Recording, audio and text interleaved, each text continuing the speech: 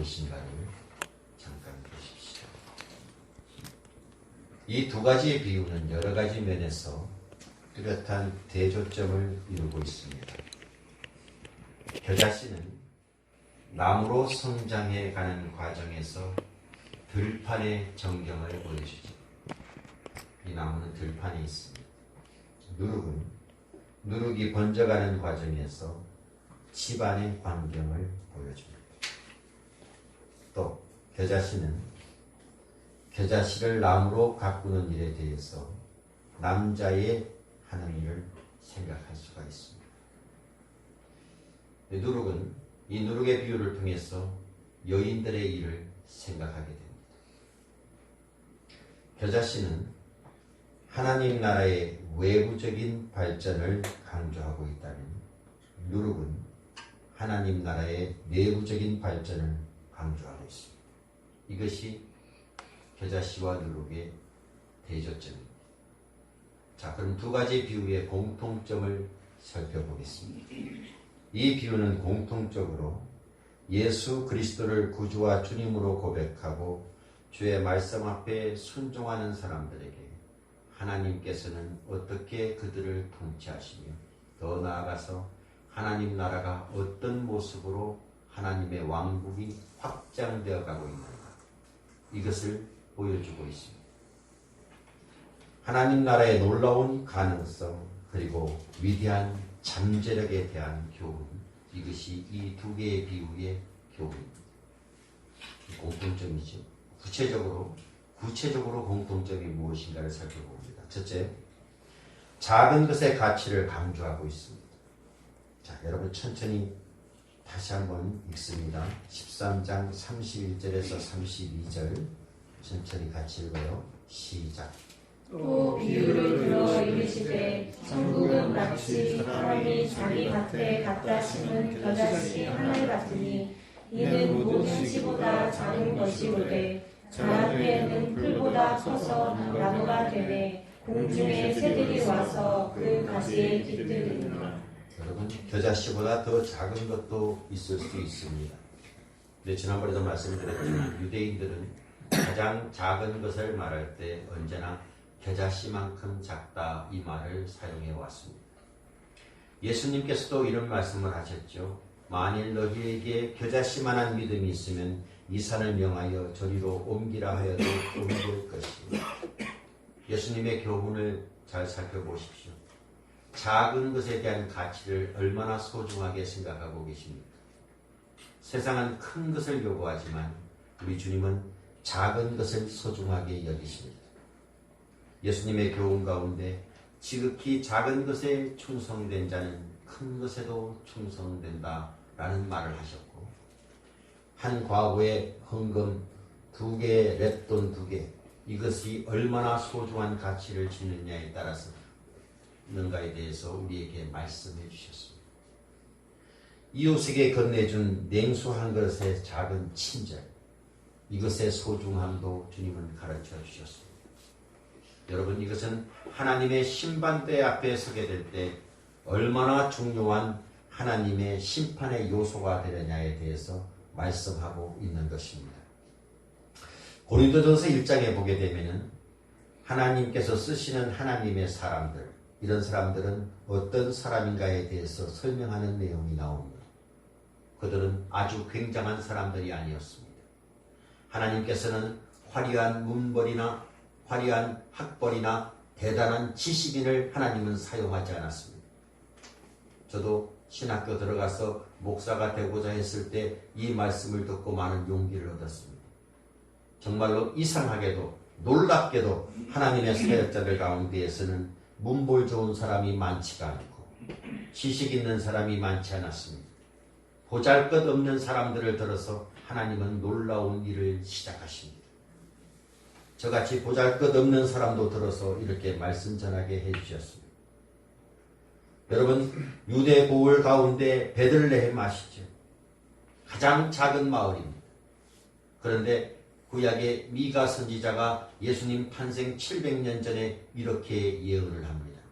미가서 5장 2절에 베들레헴 아브라다야, 너는 유다 족속 중에 작을지라도 이스라엘을 다스릴 자가 내게서 내게로 나올 것이다. 그의 근본은 상고의 태초이니라. 이렇게 말씀했습니다.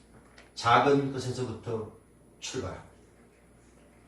스코틀랜드에서 이러한 일이 있었습니다. 어느 날 목사님 두 분이 앉아서 서로 이야기를 나눕니다. 세상적으로 이 두 분은 인기가 별로 없었습니다. 한 목사님이 다른 목사님에게 이렇게 이야기합니다. 나는 지난 3년 동안 열심히 사역을 했지만 딱 한 명의 결신자만 얻었습니다. 그 사람의 이름은 로버트 마펫이라는 청년입니다. 그랬더니 또 한 명의 목사님이 그 목사님에게 이렇게 말합니다. 나는 최근에 우리 교회에서 일주일 동안 부흥회를 했는데 나도 한 사람밖에 결신자를 얻지 못했습니다. 두 목사님은 앉아서 목회 생활의 쓰라린 경험을 신세타령하듯이 서로 나누었습니다. 그런데 수년 후에 놀라운 일이 일어났습니다. 한 목사님을 통해서 얻었던 결신자 로버트 마펫이라는 사람은 바로 아프리카 선교의 기초적인 틀을 제공했던 선교사였습니다. 또 한 사람의 목사님의 부흥을 통해서 얻은 결신자는 아프리카 대륙을 복음화시켰던 리빙스턴이었습니다. 여러분, 한 사람의 가치가 얼마나 소중합니까? 한 사람 아담으로 인해서 죄가 세상에 들어왔고 또 한 사람 예수 그리스도를 통해서 의와 성령을 우리에게 주셨습니다. 하나님 나라의 위대한 역사는, 복음의 위대한 역사는 트럼펫을 울리는 장엄한 소리 가운데 진행되지 않습니다. 가장 작은 사람에게서, 가장 작은 것에서 그때부터 하나님은 일을 시작하십니다. 여러분, 작다고 생각되십니까? 여러분에게도 엄청난 일이 일어날 수 있다는 사실을 기억하시기를 바랍니다. 이 두 가지의 비유는 다 작은 겨자씨 하나, 작은 누룩 하나를 통해서 시작되는 역사를 보여주고 있는 것입니다. 여러분, 이것이 공통점입니다. 두 번째 공통점은 놀라운 성장의 능력을 가르치고 있습니다. 이 겨자씨가 자라서 뭐가 됩니까? 풀이 됩니다. 풀이 자라서 나무가 됩니다. 그 나무는 엄청나게 큰 나무가 됩니다. 눈에 보이지도 않은 작은 겨자씨를 통해서 엄청난 나무가 성장돼서 그 나무가 이 땅에 생겨납니다. 성지순례를 가게 되면 4m가 넘는 나무들이 즐비하다고 합니다. 바로 이 겨자씨 나무라고 합니다. 누룩을 보십시오. 누룩이 발효되는 과정을 보시기를 바랍니다. 어르신들은 잘 아시죠? 밀가루에다가 누룩을 섞어서 반죽을 해서 저 아랫목에 이불을 뒤집어 씌워놓게 되면 나중에 되면 엄청나게 크게 부풀러 있지 않습니까? 그걸로 빵을 해서 이렇게 먹지 않습니까? 여러분, 바로 이 겨자씨와 누룩에 담겨있는 스토리가 예수 그리스도의 스토리라는 것을 아십니까? 예수님은 어떻게 시작하셨습니까? 예수님이 탄생하시는 바로 그날 예수님의 탄생을 알리는 어떠한 보도도 없었습니다. 지지난주에 제가 말씀을 드렸죠. 예수님이 어디서 탄생하셨습니까? 만왕의 왕, 만주의 주, 하나님의 아들이 이 땅에 오셨는데 어디서 오셨습니까? 말구유에 태어나셨습니다.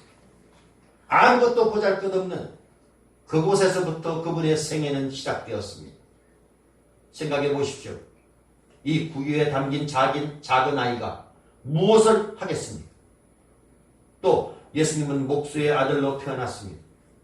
그 당시 사람들이 모두 무시했던 천대받았던 동네 어디입니까? 나사렛이라는 곳에서 주님은 자라나셨습니다. 얼마나 작고 겸허한 출발이었습니까? 하지만 지금 어떻습니까? 예수님은 세계에서 지금 어떤 위치를 차지하고 있습니까? 전 세계에 쓰여진 책 가운데 절반 이상이 직접 간접적으로 예수님과 관련이 있습니다. 전 세계의 음악사의 절반 이상이 그리스도의 영향을 받고 있고 모든 사람들의 문화가, 모든 사람들의 언어가, 모든 사람들의 철학이 예수님의 영향을 받고 있는 시대에 살아가고 있습니다. 여러분, 이것은 예수님만의 이야기가 아닙니다. 예수님의 12 제자들의 이야기도 됩니다. 예수님께서는 지금 이 말씀을 누구에게 하십니까? 12명의 제자들에게 이야기를 합니다. 지지난주에도 제가 말씀을 드렸죠. 우리가 그 옆에서 이 말씀을 하셨을 때 그 상황을 한번 지켜본다고 생각을 해보십시오. 예수님은 제자들에게 이렇게 말씀합니다. 너희들은 전 세계에 나가야 된다. 이 지구는 굉장히 넓지만 땅끝까지 이르러서 너희는 복음을 전해야 된다. 당신은 교통이 발달되지 못해서 제자들이 팔레스타인 경계에도 나가지 못했던 그런 상태에 있었던 열악한 상황 속에 있었습니다. 그 11명의 제자가 무엇을 하겠습니까? 12명에서 1명은 배반하고 11명 남았습니다. 이것을 들었을 때 어떤 생각이 들었습니까? 예수님 정신이 있습니까? 겨우 11명으로요. 저 어부 출신들, 세리 출신들, 저 사람들이 뭘 할 수 있습니까? 이런 질문이 안 들겠습니까? 또 당시에 이들을 둘러싸고 있었던 거대한 세력이 있었습니다. 로마 세력이었습니다. 전 세계를 지배하고 있는 로마의 엄청난 군사력 앞에, 그들의 정치 세력 앞에 이 11명의 청년들이 무엇을 할 수 있겠습니까? 여러분, 하나님께서는 그런 사람들에게 이런 약속을 해주셨습니다.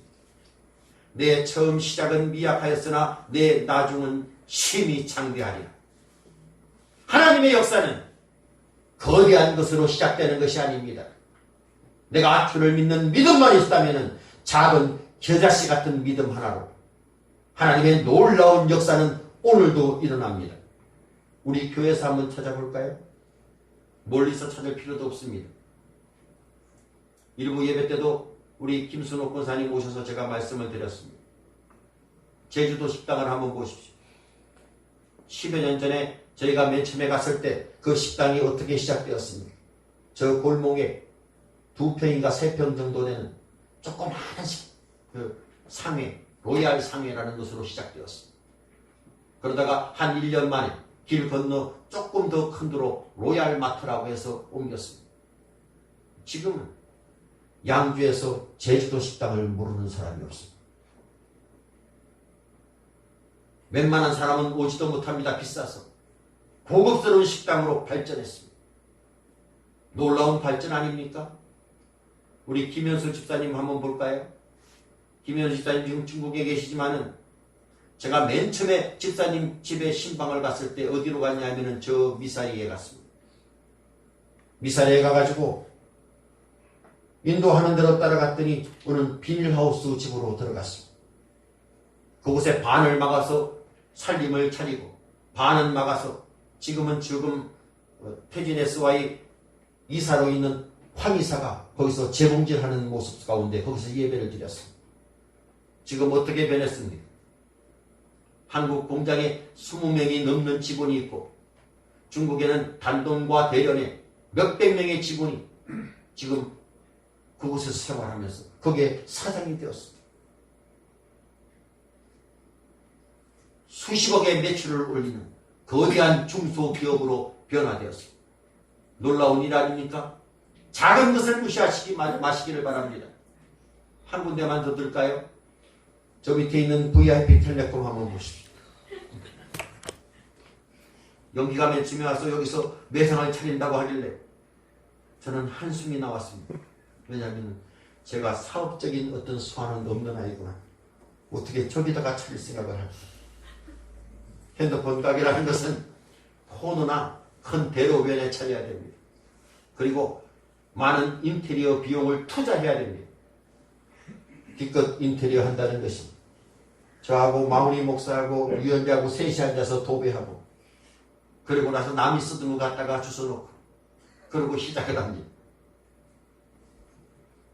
자, 몇 년이 지났습니다. 지금 어떻게 됐습니까? 이 광진구 전체에서 가장 많이 파는 매장이 되었습니다. 저 조그만 매장이 직영점 5개에다가 수많은 곳에다가 물건을 납품하는 이러한 기업체로 변화가 되었습니다. 하나님의 역사는 큰 것에서부터 시작되지 않습니다. 작은 것 속에서 위대한 가능성을 가지고 하나님은 시작하십니다.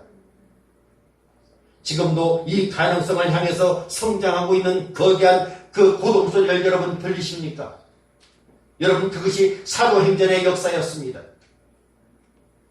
자, 제자들이 이제 너희들은 세계 방방곡곡에 나가서 복음을 전하라, 그 말씀을 듣고 나가서 전하기 시작합니다. 사도행전을 다른 말로 전도행전이라고 부릅니다.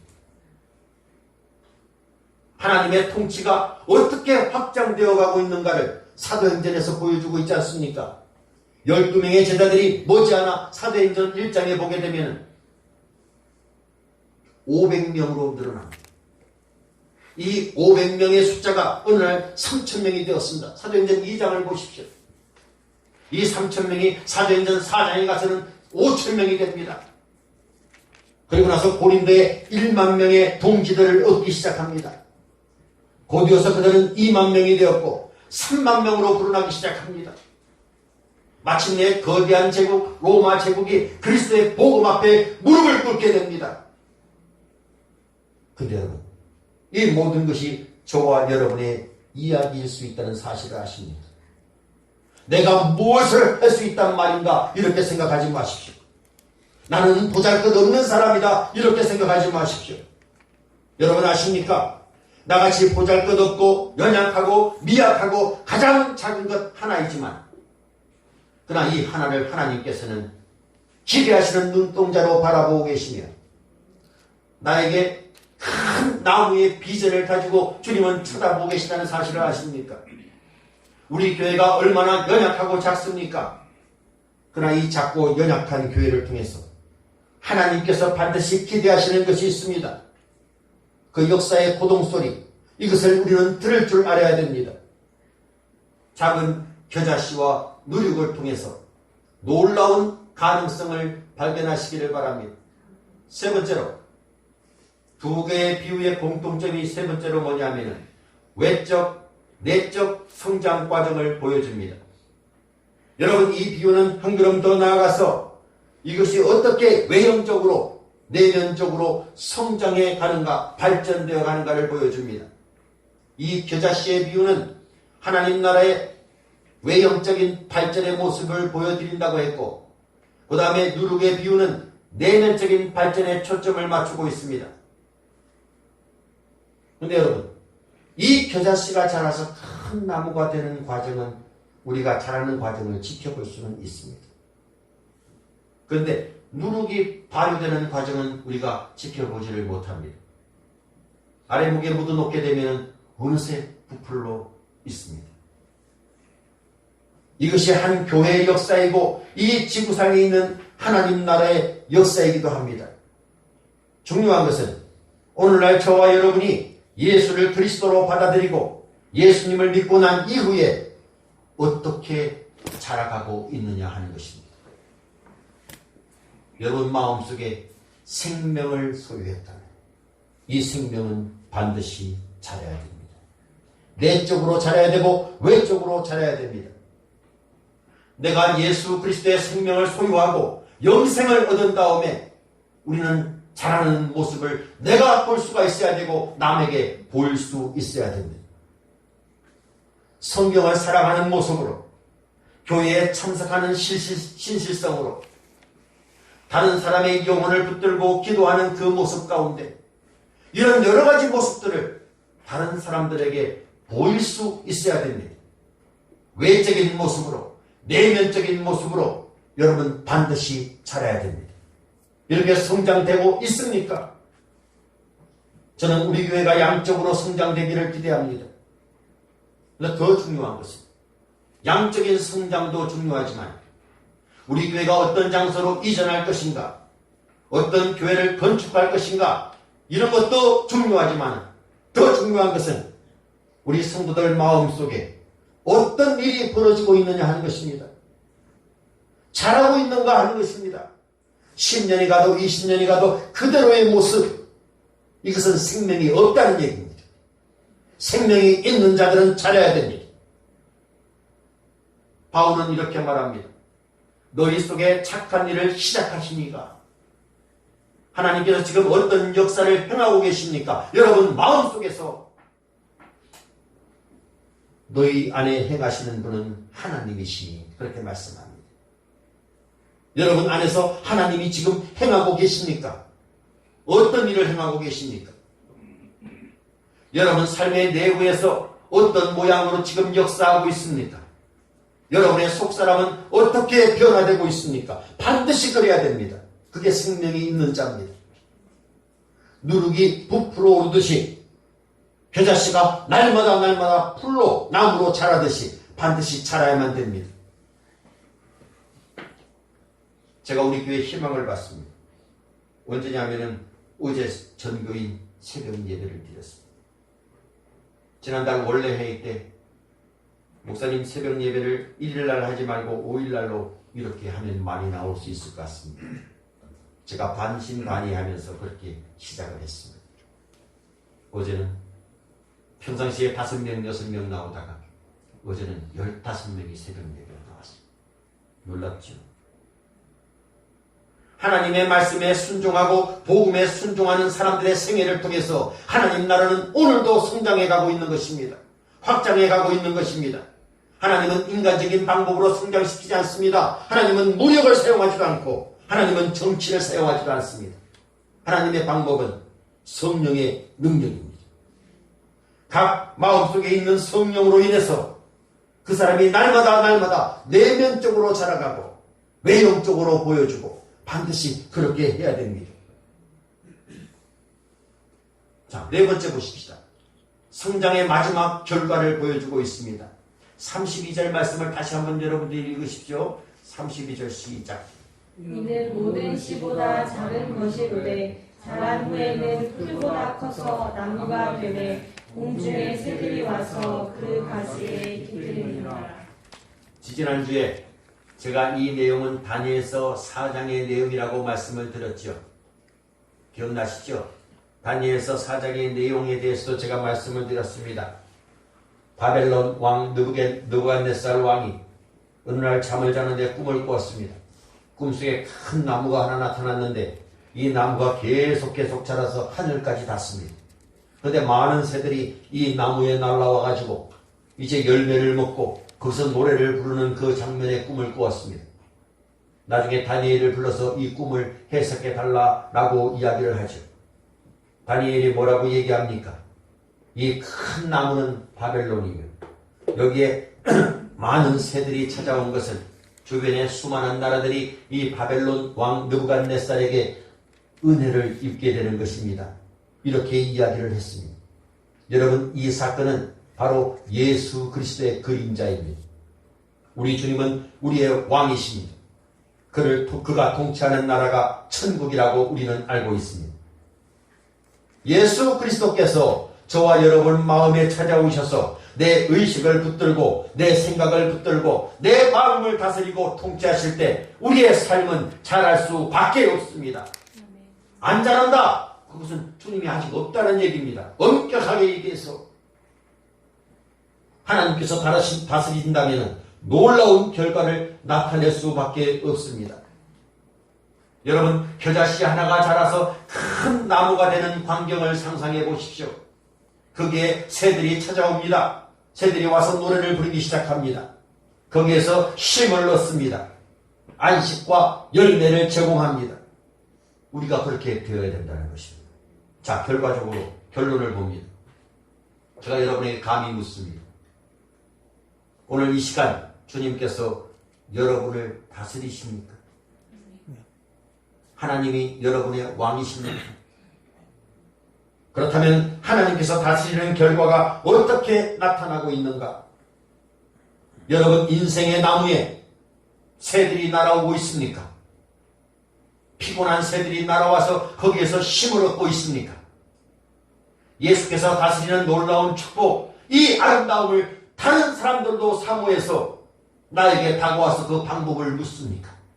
어떻게 사십니까? 안식의 주님을 내가 영접했다면 나에게 안식이 있어야 됩니다. 그리고 나를 만나는 사람들은 나를 만나고 평안해져야 됩니다. 나를 찾아오는 사람들에게 신선한 먹잇감을 제공해야 됩니다. 피곤한 사람들에게 하나님의 말씀을 제공하고 주의 사랑을 그들에게 베풀고 하나님의 거룩한 능력을 소개하고 예수 안에서 우리가 누릴 수 있는 평화와 안식을, 그런 삶이 이런 것입니다 라고 설명할 수 있어야 됩니다. 여러분, 주님께서는 우리를 축복하기를 원하십니다. 그리고 우리 모두는 축복받기를 열망하지요. 축복해달라고 기도하시죠. 또 묻습니다. 무엇 때문에 축복받기를 원하십니까?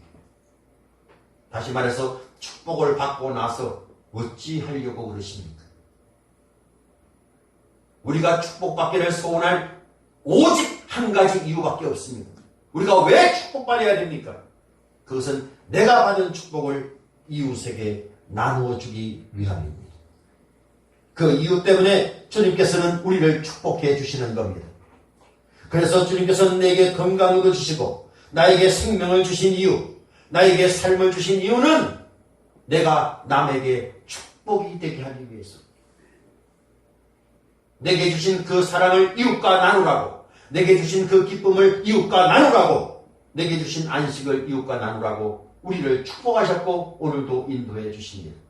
저는 우리 교회가 축복받기를 원합니다. 왜요? 교회가 잘 살기 위해서? 잘 되기 위해서? 우리 교회가 이름을 내기 위해서입니까? 아닙니다. 우리 주변에 있는 사람들에게, 이웃 교회들에게, 우리 사회 속에 이 교회가 축복된 존재가 되게 하기 위해서입니다.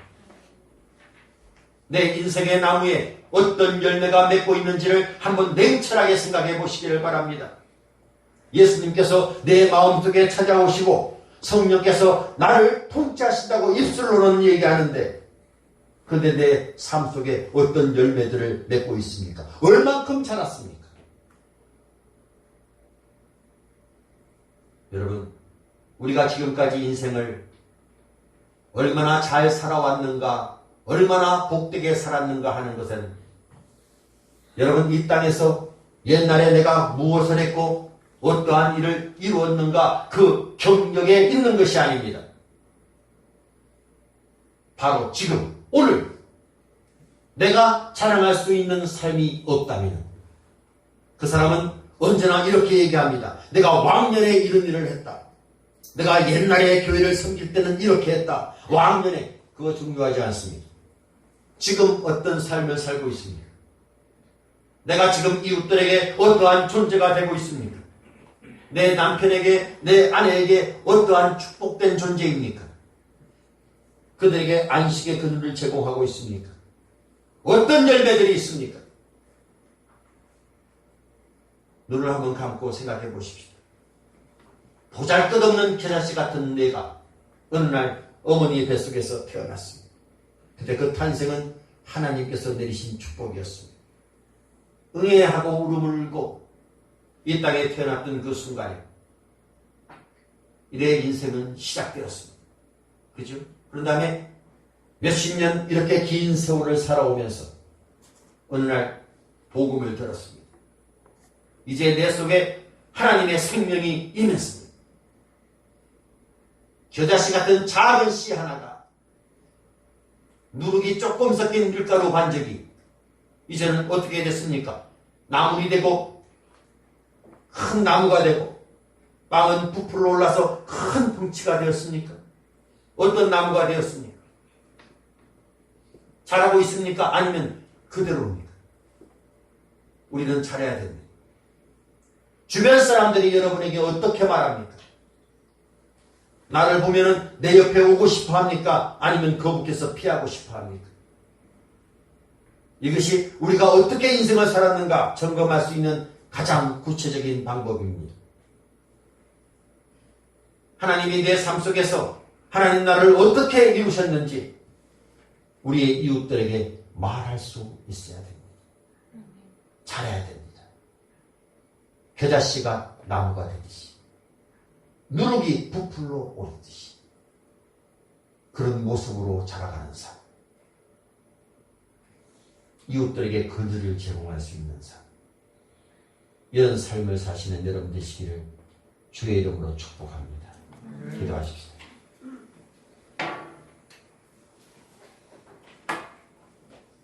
하나님, 저희들 너무나 보잘것없는 존재예요.